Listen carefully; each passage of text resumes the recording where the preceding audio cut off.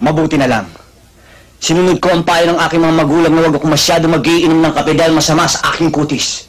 Disin sana hindi ganito ang aking kutis. Kutis porcelana!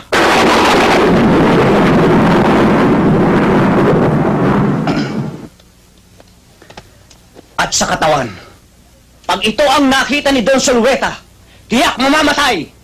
Si Richard Gomez sa inggit!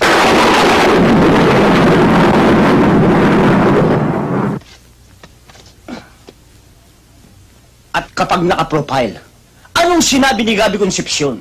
Kaya please lang, huwag kang masyado magdidikit sa babae at baka mapikot ka.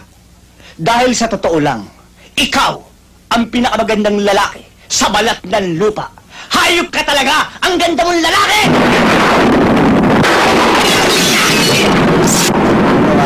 Sa mga kasalanan ko, sa mga kasinungalingan ko, nagbibiro lang naman ako eh.